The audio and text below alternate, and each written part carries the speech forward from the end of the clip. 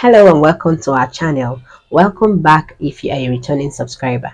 My name is Miracle. In this video, I'll be reviewing a movie titled The Smart Money Woman by Arase Ugwu. This movie is an adaptation of the book The Smart Money Woman, written by Arase Ugwu. The Smart Money Woman is a fictional story set in Lagos, Nigeria, with lots of lessons to learn on personal finance. The Smart Money Woman revolves around 5 young women: Zuri, who has a well-paid job; Tammy, a fashion designer; Ladun, the fabulous housewife; Lara, a tough oil and gas executive; and Adesowa, the conservative lawyer, and how they take control of their finances and assets. The series focuses on spending culture of women and how it ultimately affects their finances on the long run.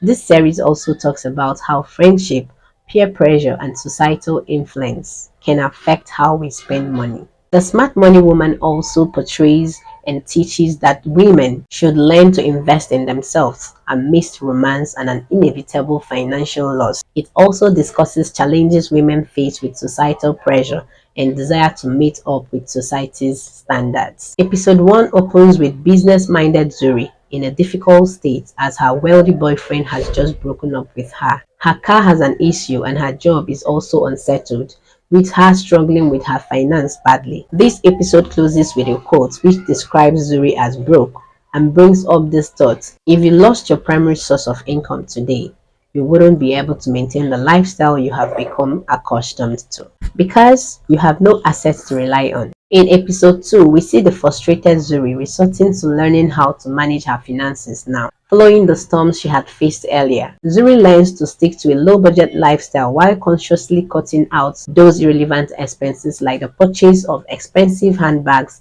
and trying to sell them out, as well as cutting down the amount of money she spends on asoebis, just like in many successful businesses where people track their revenue and costs. What we see here is that it is important to track the expenses in our personal lives, that African women need to become CEOs of their personal lives and take control of their income instead of waiting for their income to increase before they can learn to manage their money. It also shows Adesowa, a successful lawyer who also have some marital issues and living with her cheating husband who is also jobless, and a mother-in-law who squanders her money recklessly. Adesowa is the breadwinner of the family, working herself out to stupor, trying to make her family attain financial success. Episode 3 focuses on Tammy, who is not prudent with her finances, and this affects her business. It also centers on Zuri, how she has squarely begun to face her shortcomings and was ready to beat them. Here we learn that women have no idea how much their lifestyles cost them.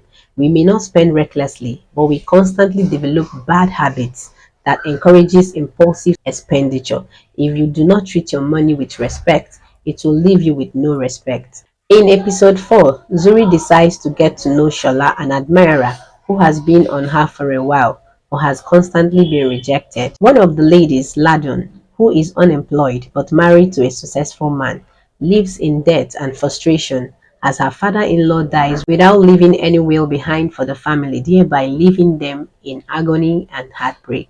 Now her husband goes up and down trying to cater for money and sponsor his father's burial alongside his family members who are not even willing to understand him, but rather making budgets for expensive burial. While all this is going on, Ladun wallows in fear whether anything will be left for her and her husband even after the burial of her father-in-law. At the same time, the other ladies try to navigate through their various problems encountered in their finance and in their personal relationships. In episode 5, Shola finally asks Zuri out.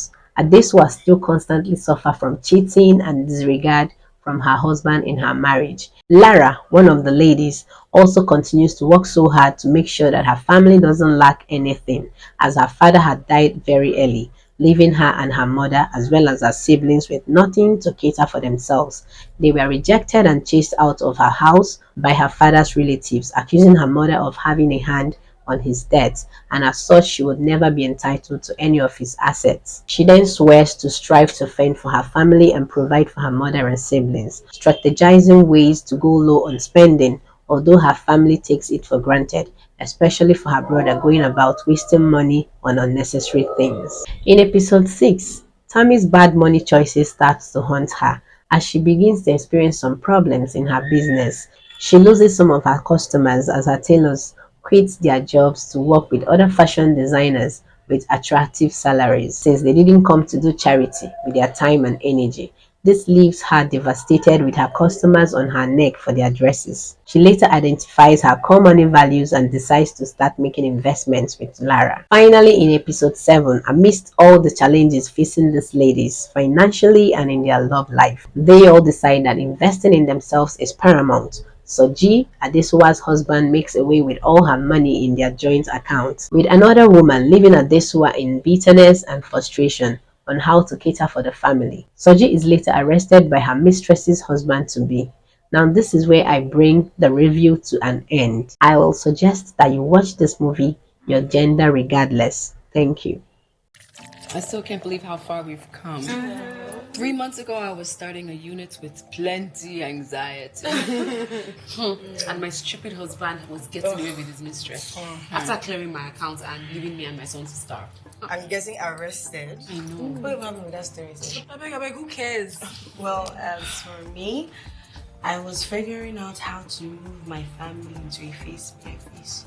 What? Exaggerator of life. And to all of us, we live to fight another day. Yeah. But know this, I'm so proud that we support each other always through our obstacles, our struggles, and financial woes. But I'm good. I've always been good. I'm okay. But through it all, you ladies are my smart money tribe. Ultimately, her net worth is more important than her wardrobe.